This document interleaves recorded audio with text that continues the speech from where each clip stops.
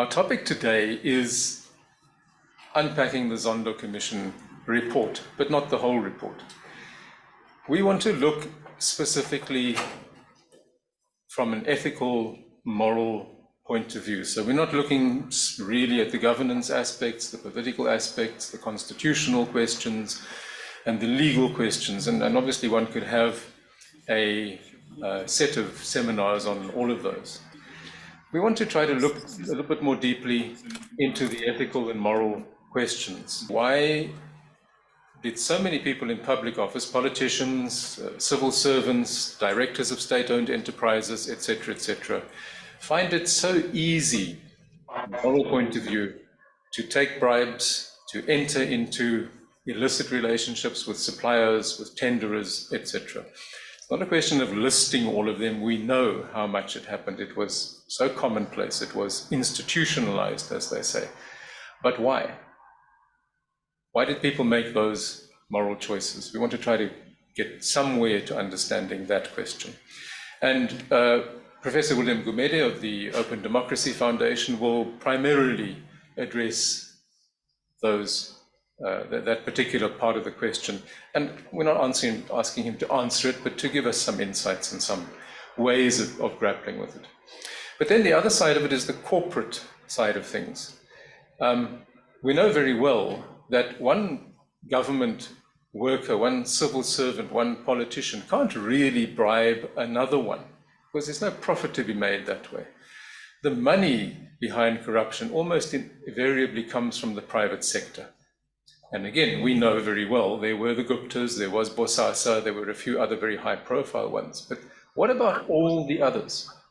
And in particular, what about the so-called respectable corporates, the banks, the finance houses, the business consultancies? And again, we know of some of them who've been specifically named and have admitted complicity, but not all.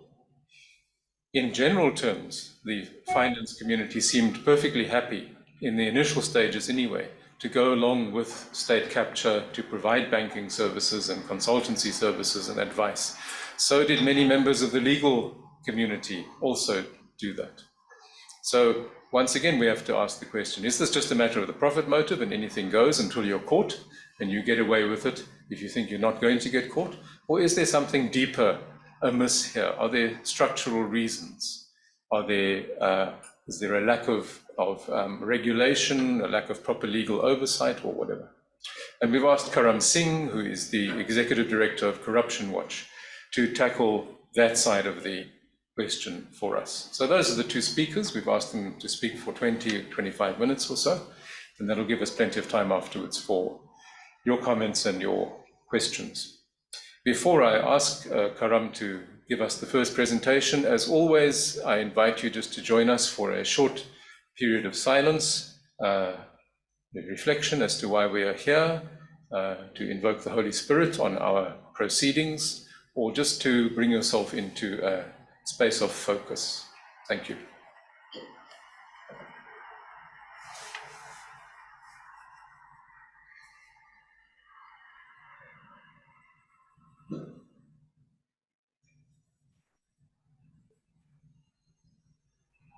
Thank you. Thanks so much again. Thanks to the Catholic Parliamentary Liaison Office and the Hans Seidel Foundation for creating this opportunity. It's a great pleasure for me to be here and to make this presentation. My name is Karam Singh. I'm the Executive Director at Corruption Watch. I took up this role from the beginning of this year. This is at the 10th year anniversary of Corruption Watch, and it was previously led by Mr. David Lewis, who's retired. I joined Corruption Watch at the end of 2019 as head of legal and investigations. And it's fair to say, with everything that's been happening in the country, with the proceedings of the Zondo Commission and the release of the various reports, that it's been an extremely busy time for us. Increasingly, we're being asked to comment on the Zondo report, and every opportunity gives us a new chance to kind of look at the report through different lenses. So it's a great opportunity and it's a great privilege for me to be here. I'd also like to acknowledge my co-panelist, Prof. Gumede. It's a great pleasure and honor to be on the platform with him. So in terms of my presentation, I'm not sure that I'm going to effectively get to the why question. A lot of my presentation is about politics and about structural issues, and I think some of the issues of the ethical and moral dilemmas are implicit in some of the comments. But hopefully, as the discussion unfolds, these issues will emerge. It's worth me just giving some background on who Corruption Watch is. As I mentioned, it's been 10 years of Corruption Watch. We're a civil society organization that's committed to the fight against corruption. We use a variety of different tools in our approach, from research to advocacy to engaging in policy discussions, strategic litigation, public mobilization campaigns, mass communications and public education, select investigations, multi-stakeholder partnerships, and international networks. We're funded largely through philanthropy, and it's important to note that we are the South African chapter of Transparency International. We've been involved with the work of the Zondo Commission from inception. We made submissions to the Commission, and we had a colleague who I see is online in this meeting who attended the Commission every single day for over 3 years and wrote daily dispatches from the Commission that were circulated in our networks. And that work we're hoping to put together into a book on the Zondo Commission. So that's been an incredible contribution. That was from my colleague Valencia Tabane.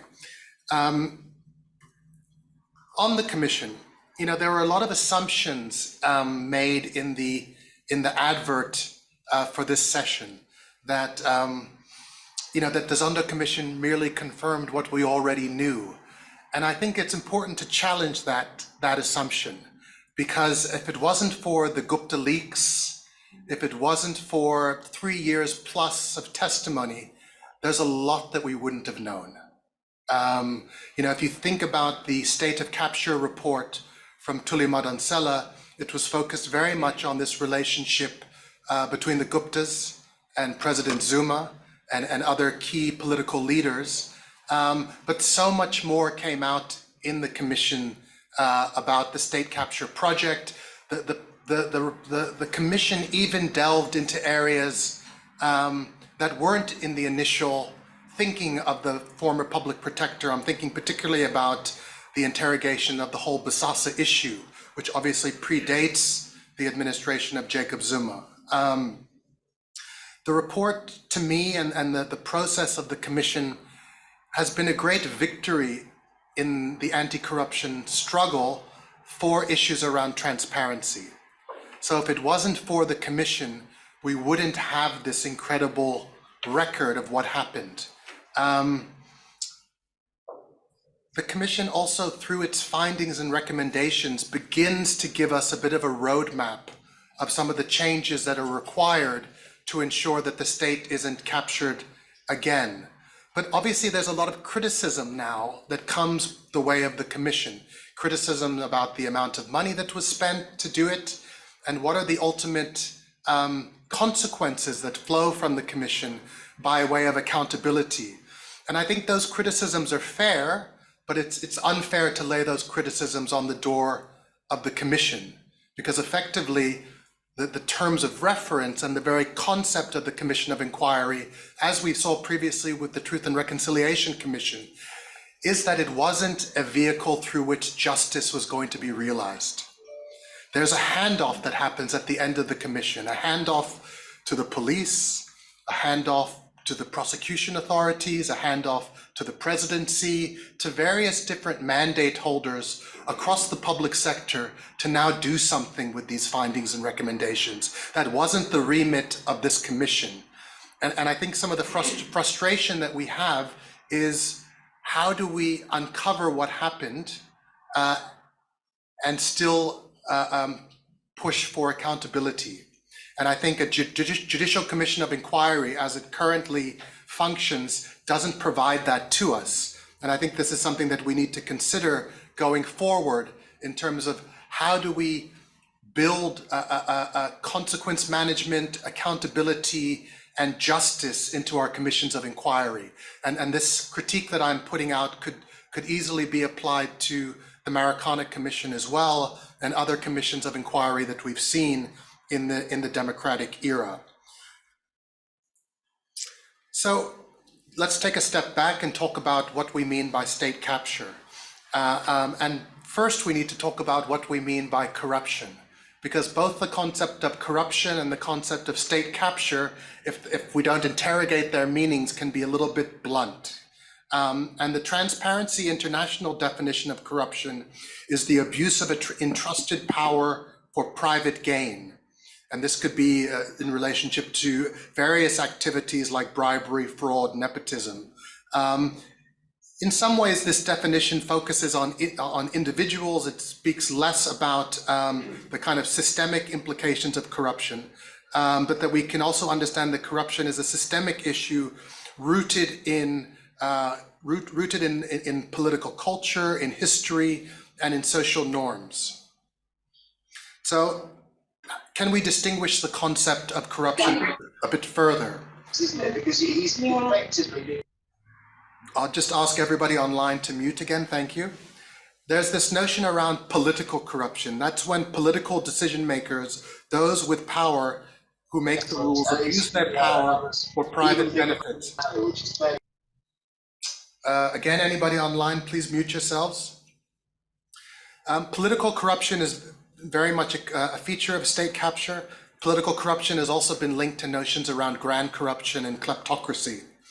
Then we talk about the notion of administrative corruption involving low or mid-level bureaucrats, distinct from political corruption because it could involve officials who are not necessarily political actors as such, and also invokes this notion of petty corruption, which is multiple occurrences of small amounts, such as the corruption that we've seen historically in things like social grant fraud and in driver's license fraud. I previously spent some years working at the Special Investigating Unit, and the SIU in the 90s, in the early O's, became a very effective organization when it came to dealing with petty corruption and administrative corruption. Within political corruption, we can make two further distinctions. What we call extractive corruption, corruption that's involved in seeking to gain wealth and status, embezzlement, economic crimes, procurement fraud, and then power-preserving corruption to consolidate political control. And again, we see both aspects of extractive corruption and political preserving corruption in our understanding of state capture. State capture comes into our discourse in the early 2000s, and it was initially used to refer to the economic and political transitions that were taking place in Eastern Europe. It then finds expression for the first time in South Africa. I get them doing proper work. That's quite frustrating, the online participants. I'm so sorry to everybody. There's certain Zoom protocols that we need to honor in order to make these meetings effective. In terms of the state capture then comes into former public protector Madonsela's report in 2016. The Zondo Commission notably doesn't give us a clear definition of what state capture is. It's interesting because I was at a conference 2 weeks ago and I made the comment that a state capture didn't start with the Guptas and Jacob Zuma, and it didn't end with the administration of Jacob Zuma. And I used the example of Bosasa to talk about the features of state capture that we saw prior to the Zuma administration.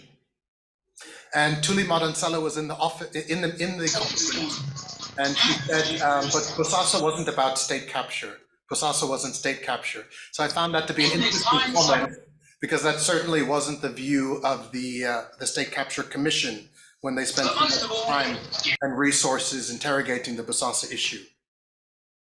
There's been some recent academic studies on state capture, and it talks about 3 stages in state capture.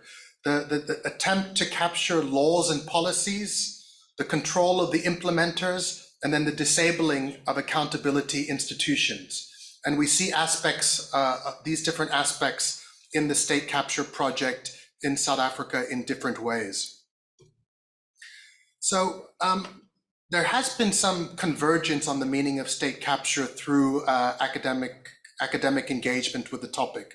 State capture occurs when politicians and private actors collude to seize control of key state institutions to serve their own ends. It entails a mix of acts designed to extract wealth and entrench power. The mechanisms of state capture that we saw in South Africa involved controlling of strategic economic assets through control of state-owned enterprises, control of state institutions of control, the police, military, the intelligence, control of lawmaking bodies, parliament, and then the weakening of oversight institutions, notably the NPA, the SARS, and National Treasury. And I think, again, the NPA becomes quite a critical example in this, because we see state capture or attempts to kind of impede on the independence of the NPA long before 2009. And I think the rebuilding of the NPA is now critical to how we think about how accountability functions post so-called state capture.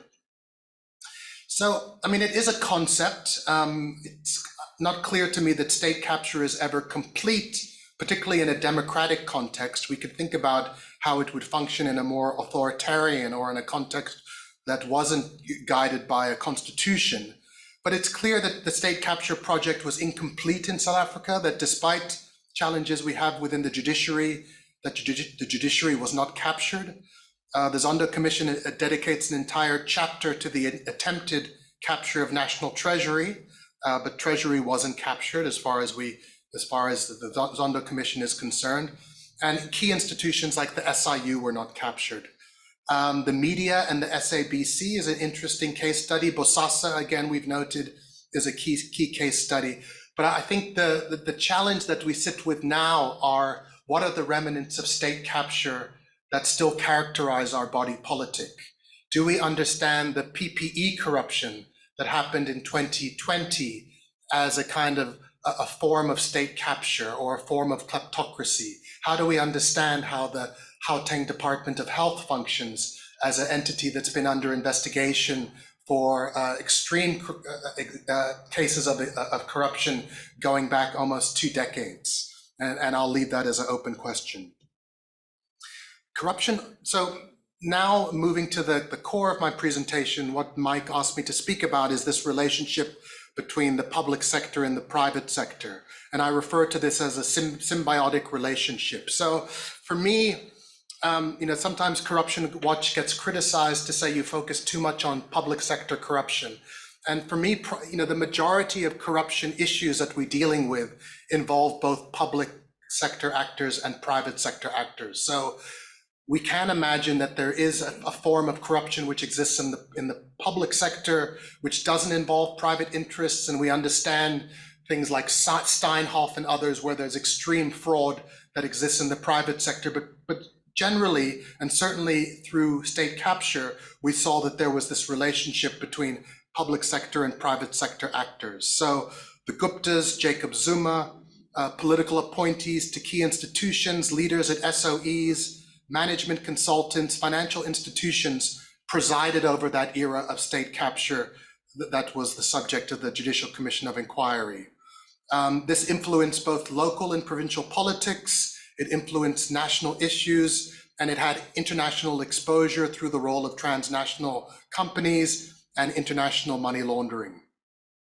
Some of the key intermediaries, enablers, and transnational entities that were noted in the report include McKinsey, McKinsey's work at Transnet, McKinsey's work at Eskom, and then the linkages between McKinsey, Regiment, and Trillion. And this has been widely reported. And was one of the more curious aspects of the commission was the settlement agreement that the commission negotiated with McKinsey to pay back the money. And it's not clear to me sort of how that happened, and whether that was directly within the remit of the commission. It's something that was somewhat surprising, and it's not completely clear to me what McKinsey admitted to in the context of paying back money, which then takes us to Bain. And Bain has very much been in the spotlight. We know about the work of Lord Peter Hain at the House of Lords and at the UK Parliamentary Office to effectively now ban Bain in the UK as a result of their activities in South Africa. You can find Athol Williams' book at Exclusive Books, and you can read the newspaper every day about sort of new developments on the Bain story. But effectively, Bain didn't cooperate. They were accused of perjury in front of the Nugent Commission. They didn't cooperate fully with the Zondo Commission, and there's lots of unanswered questions as a result of Bain around existing contracts that Bain are still may have with government. And then the recent story that came out was comments by the acting Director General at National Treasury around looking to the possibility of whether Bain could be banned in South Africa. And I have written to Lord Peter Hain to understand exactly on what legal basis did the Cabinet Office make that decision in the UK? And from his understanding, is that something that the South African Cabinet could still do? We know that the presidency has held back on responding directly to the Zondo Commission's findings and recommendations. That's still forthcoming. So I think Bain is a really interesting case study. I'm not going to go into detail around all of these issues because my time is running against me, but these are issues which now come up in the Zondo Commission report, the role of PricewaterhouseCoopers at SAA. We know about the role of Bell Pottinger in terms of sort of some of the messaging and the kind of creation of the white monopoly capital label, and then the role of Nedbank in these various interest swaps that they were involved in at AXA. The Zondo report says that Nedbank and associated people should be investigated further for their role in these contracts. I'm always interested by the language in the report that talks about further investigations. My sense is that we're not talking necessarily about investigations that would start from inception, but investigations that would then build upon the findings that have already coming out of the commission. Of course, if you're going to prosecute somebody criminally, you can't rely on the Zondo Commission testimony alone. You'd have to find other kind of corroboration and evidence to pursue charges criminally if those investigations were to take forward. But we're not getting any real indication from the National Prosecuting Authority that they're interested in pursuing these cases against transnationals and banks. One of the biggest critiques of the Zondo Commission relates to the role of the banking sector and a view that there was a wide berth that was given and that there weren't dedicated hearings relating to issues around money laundering and around the ways in which banks facilitated particularly the activities of the Guptas. Globally, we see from the UN studies that 2 to 5% of the global GDP is laundered annually. And that's laundered through internationally recognized financial institutions. So HSBC, Standard Bank, Bank of Baroda, all have a history of having banked the Guptas. Where is the accountability going to flow for those activities? Lack of financial transparency facilitates money laundering. And we've seen that through various exposés in the Panama Papers and from the FENC files. Banks are meant to report suspicious transactions to the Financial Intelligence Center, but it's not clear how that operates, and it's not clear what the Financial Intelligence Center does when it receives this information from banks, because we haven't seen any prosecution of banks for their role in facilitating money laundering as a result of corruption. Where banks appeared before the commission, they often presented themselves as victims, as being at the wrong place at the wrong time, and not as enablers. But there's overwhelming evidence which points otherwise. But the commission failed to fully interrogate the role of banking officials and did not recommend accountability for officials within that system. While the report does have some discussions in part 6 around structural failures of the financial system and of the HSBC's role in laundering funds from Transnet through Dubai and Hong Kong, the individuals that are associated with those activities have not been fingered or held responsible. The Zondo notes that the FIC should investigate, but no recommendations for bank management to be investigated or prosecuted. And this is a problem. It's a problem around the lack of individual accountability, and that enablers are able to absorb fines as a cost of business because virtually all major financial institutions are complicit in money laundering. So we have seen banks internationally pay huge fines as a result of corruption scandals. We've seen this in Malaysia with the AmBank scandal. We saw it in Holland with the ABN AMRO scandal. But it's unclear how these types of fines are viewed in the sector and whether they're not just seen as a cost of doing business. So there's a critique emerging that we've got a major problem around the internal culture within financial institutions. Broadly, in terms of private sector culpability and state capture, if you go into the area of criminal law talks about perpetrators, it talks about accessories, and it talks about conspirators. When does an enabler become a perpetrator? What's the legal and moral responsibility upon banks to do more than they've been doing up to this point? How do we pierce the corporate veil to begin to look at individual accountability at the leadership of these institutions? And at the moment, the system doesn't accommodate that, and perhaps that begins to answer some of the questions around why it's so easy for this kind of complicity to take place. These are my last set of slides, and it basically talks about what are the existing tools that we have available to us to push for accountability. So everybody talks about orange overalls and prosecutions. That remains the sole discretion of the National Prosecuting Authority. Internationally, we don't have an international anti-corruption court. We have an international criminal court, but we don't see people being brought to the International Criminal Court per se on corruption charges. So let's focus on in terms of what we have domestically. We have prosecutions. There's a possibility for asset recovery. The SIU now has the special tribunal. We have the asset forfeiture unit within the MPA. We know from the SIU's work on PPE corruption that asset recovery is incredibly challenging because of the way money laundering functions. So there's irregular procurement, money gets paid to a service provider, 7 figures, 8 figures, it goes into one bank account, and then it's immediately dissipated into a number of bank accounts. Some of that money goes overseas and is washed, becomes very difficult to recover. What I'm increasingly learning about money laundering is that you don't need to take money off seas necessarily to launder it. So there are all sorts of other schemes that corrupt actors engage in that allows them to launder money domestically, including paying for properties with cash, fictitious litigation, and other types of schemes. There is this notion of blacklisting, as we saw with Bain in the UK. We have a database of restricted suppliers. We also have a register of tender defaulters. You won't be surprised to note that these databases are not littered with lots of listings. This is underutilized currently in our current system. Could we see blacklisting as a result of executive action, similar to what the UK Parliamentary Office did? Question mark. You know, from the comments coming out of National Treasury, seems to be something which is being considered.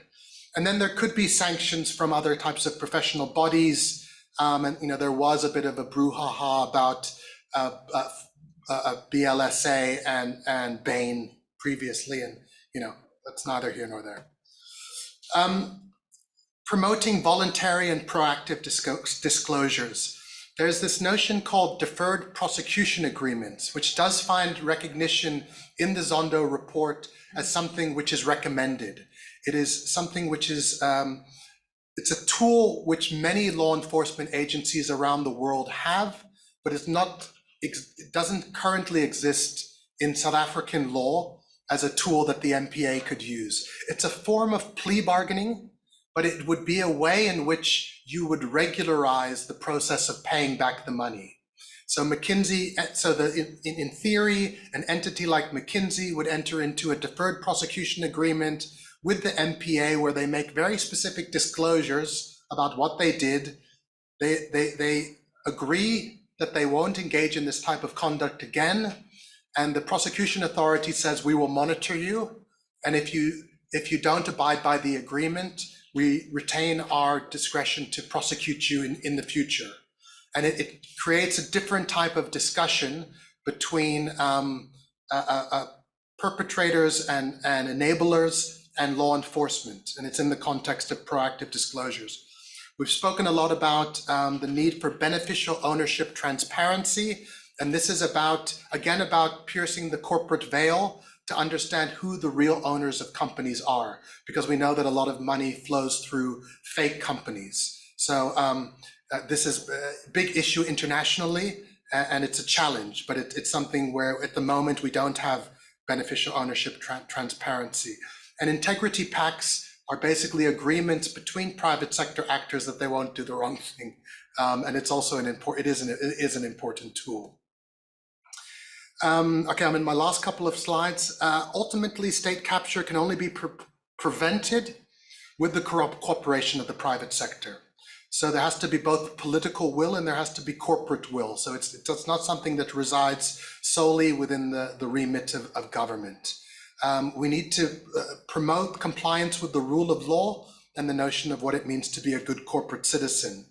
Banks can certainly be more transparent in the manner in which they collect and share information with authorities, and they can refuse to do business with suspicious parties. So if you look at sort of when was the gig really up for the Guptas, it was when the Bank of Baroda and others said they were going to stop banking them. So that's something that's within the power of banks, and it'd be very difficult for an implicated person to challenge that, because then they would need to disclose why they're not implicated. And then, there clearly needs to be changes within the internal culture of financial institutions around a zero tolerance for facilitating corruption, and we don't see that now.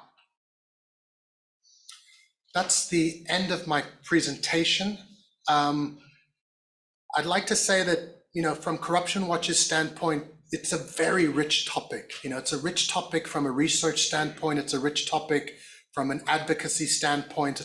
These are important issues to understand how we can kind of shift the dial in terms of a comprehensive response to ensuring that state capture doesn't happen again.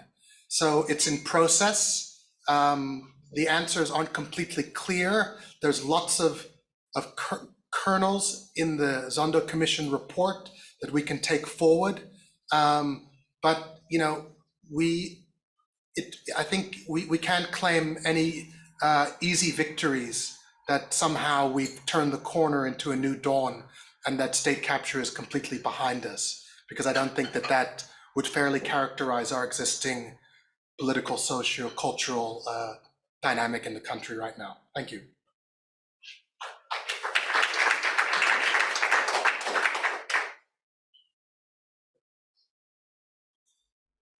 I want to stop sharing.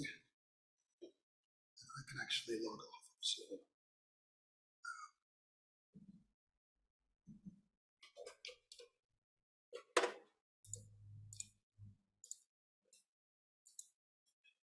okay, great. And I can also stop sharing my screen. Yeah. Okay. Thank you.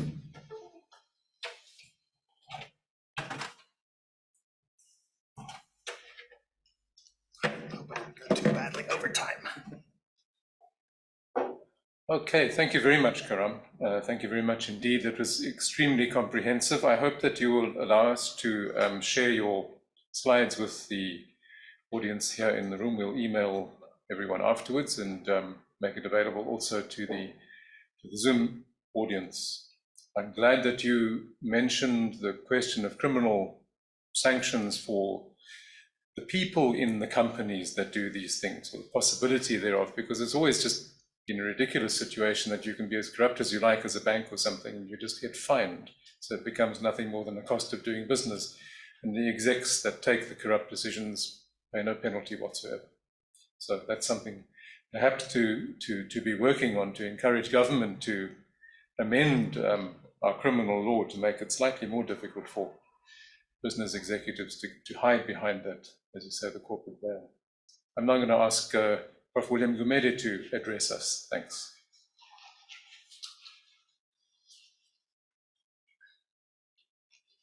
Thank you very much for inviting me. I'm very happy. I won't have a screen, so I will talk, but I will make my paper available as a paper. It's the longest paper, but I will also make available another paper, which is quite interesting. But before I get there, my name is William Gumede. I'm so happy just to be with people. To face with people, it's extraordinary. I mean, I was just telling earlier, Mike, apologies, that I came out of 4 years of self-isolation, chemotherapy treatment. So it is just, I just feel so grateful just to be with people. This is the first, was probably one of the first face-to-face in 4 years that I am with people, maybe only the third one this year, so I'm very excited. Just a little bit of background on myself. Yeah, I founded Democracy Works Foundation during the Zuma years, and really to build democratic institutions, but also to build democratic capability in the region also. And Democracy Works now is certainly one of the largest of the African-owned democracy capacity building institutions on the continent itself. I mean, we're in quite a number of countries.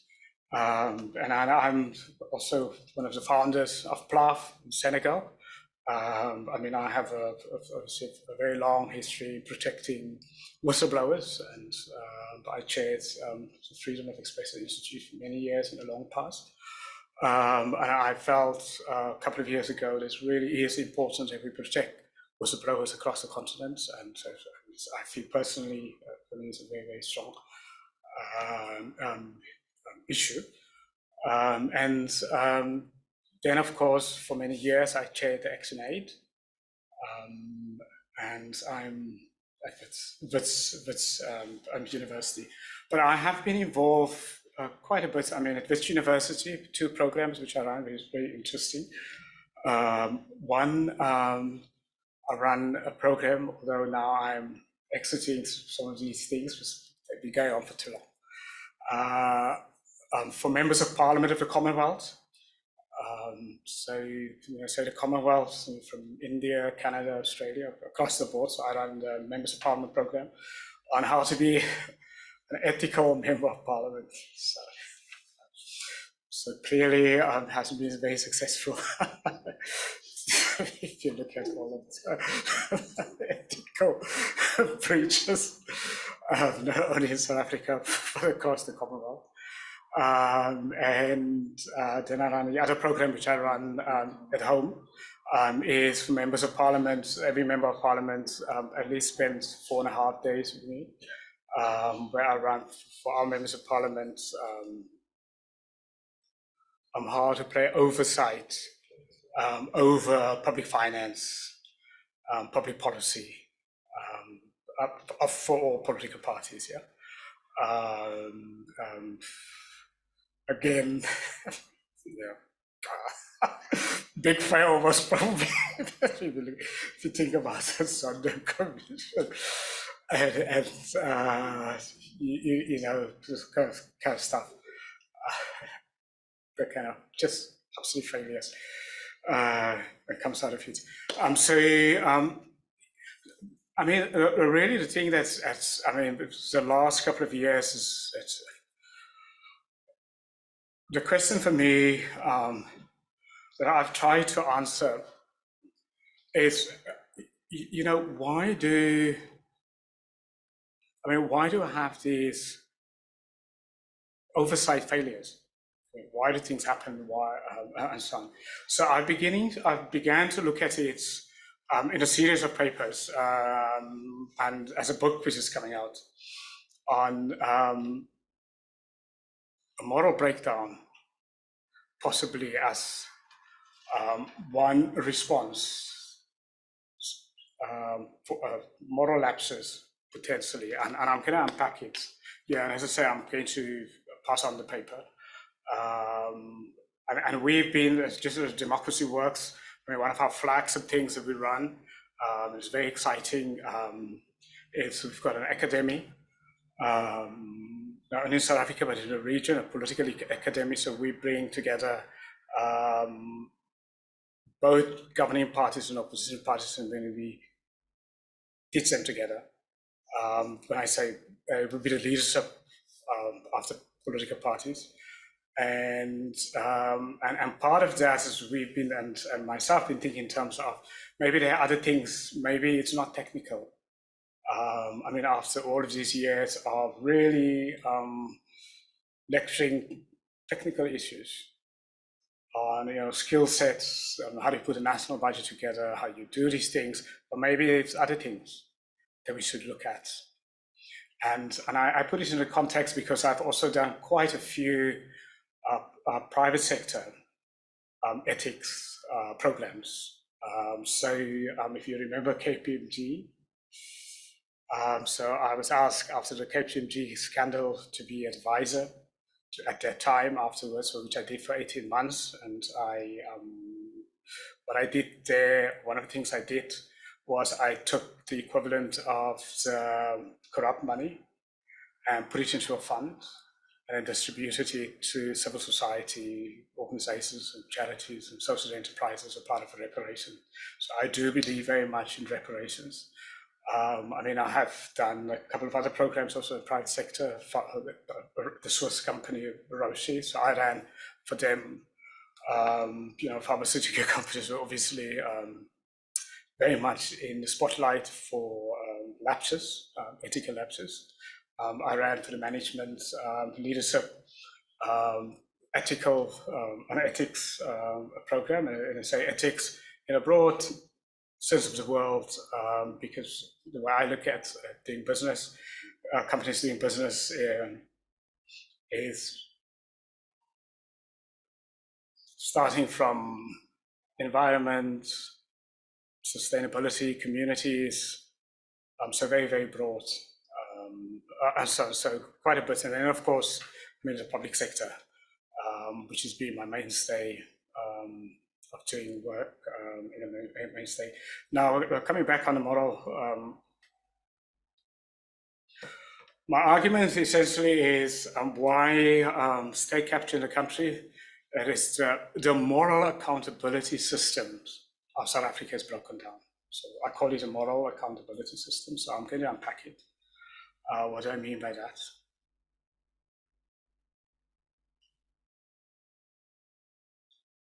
I mean, just in broad terms, and I'm not going to spend a lot of time on the model because I'm going to unpack the accountability, the moral accountability system.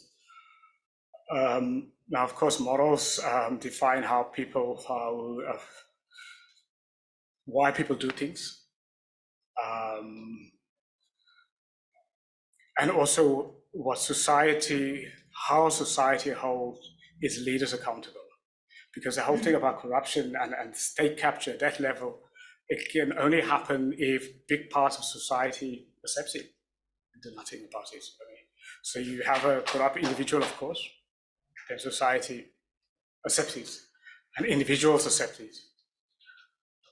I mean, even in a corporate, say for example, in a KPMG, and I thought about this in the sense I did a case study, and I think I'm going to distribute a case study because it's quite exciting case study. So a case study was done just before I went. I looked at Siemens, and just how, and for me it was because they had a big corruption scandal a couple of years ago, and why do individuals who have their own moral compass, and how, why do they override their own moral compass to be involved in corruption? And why often sometimes people do partake in corruption and they don't think it's corruption. Somehow they rationalize it's not corruption. Now, the first part of the sort of the moral accountability system, so the ANC is a governing party, starts with the ANC. ANC is a governing party. It is a dominant party. Now, there's a thing about dominant parties, and that's obviously other interests of my life, dominant political parties. What they do, they dominate their societies. They don't only dominate government, they dominate their societies. They dominate the intellectual world, the cultural world.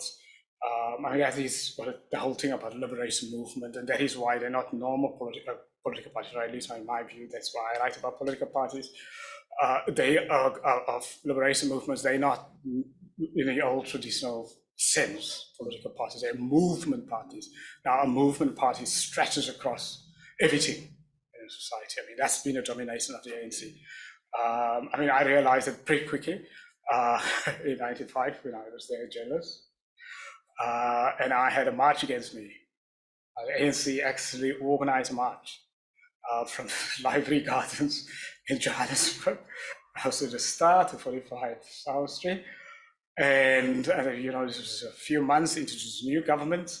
And it struck me that I had an absolute realization that a dominant party is so dominant, so whatever it does, no one else if anyone else in society talks against it, you're very likely to be marginalized out of almost everything in a society. Which then begins the sort of the veil of silence that you were talking about, the veil of silence. And it starts off, and that is why it's taken such a long time. Domination of society, anyone who's critical, whether you're individual, whether you're business, if you're business, and you speak against corruption, so a private business, you're not going to get business with the state. And so on. And even an individual who speaks out, and even if you're going to look for a job in the private sector won't touch you because they want to have business with the dominant state. So that's why it takes such a long time. And that's why it's taken us now dealing with corruption, because we're now at a decline of the dominance, of the decline of the liberation movement. Now we will open up and we'll see that open up. And it was the interesting thing is that, myself and many others, of course, quite early on already pointed out the things, but the veil, because the ANC is so dominant and can determine one's career and life, made it very difficult for people to respond. So that's, one of the reasons for me why I very early on